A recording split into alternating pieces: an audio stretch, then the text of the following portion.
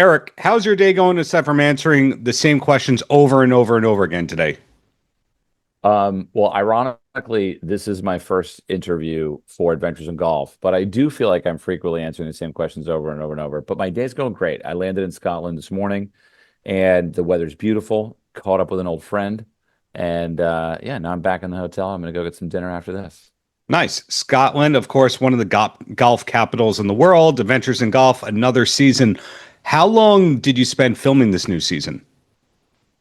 Um, well, that's a good question. I mean, we film it, it's not really done in one block. It's really, there are spurts of effort. And then in between those spurts, there's kind of research and then post-production, research of the upcoming episodes. Um, I don't know. It's a great question. I mean, I don't know if I have a number for you, but um, I would say maybe the unit time is more than usual, right? We Yeah. we we attempted to do some pretty complex episodes that involved, obviously complex travel, but Yeah. coordination too with who we were filming. So, in terms of that travel, is there anywhere in the world you haven't had the chance to go to yet? Because content creator, show host, former music video director, or at least I'm going to say former, working as in the photography world, etc.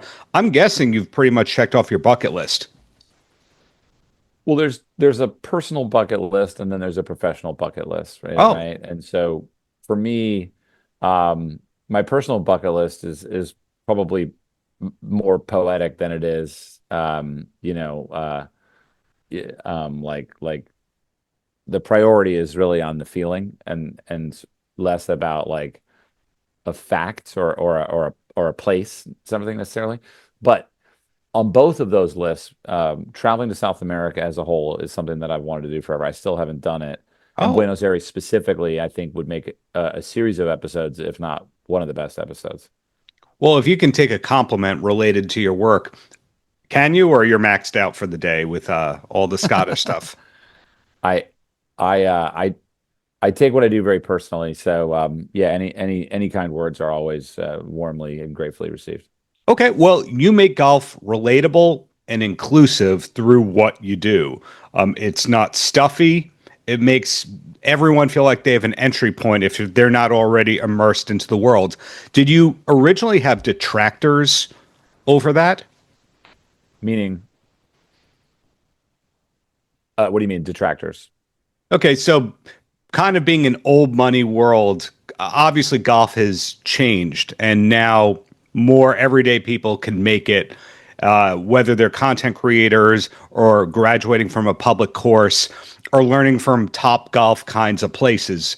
And all that wasn't really the case decades ago. So were there people originally going, "Oh man, this guy is ruining it for the rest of us"?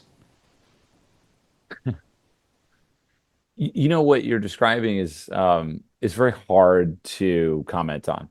It would be like watching yourself age, right? It doesn't really happen um, quickly, and yet all of a sudden you look around and things look different.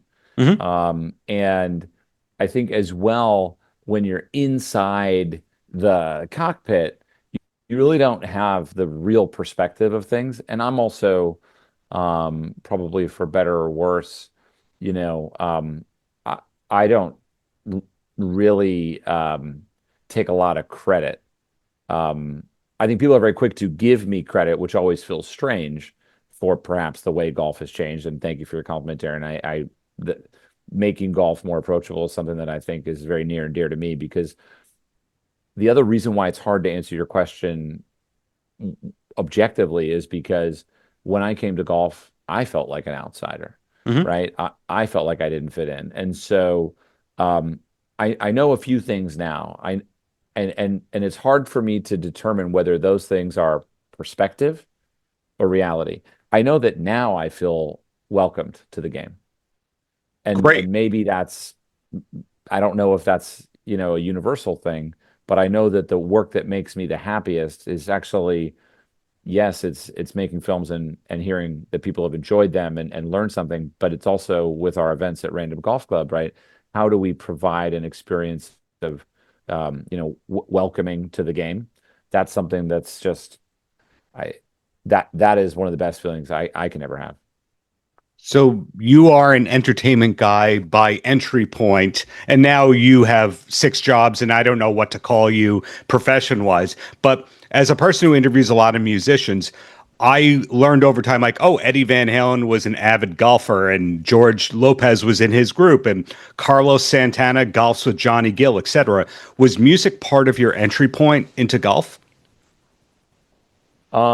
Well, there is a coincidental piece of my timeline which includes a relationship with a singer. Yes, But yes. that I wasn't wasn't going there, man. really, it'd be okay if you did, man.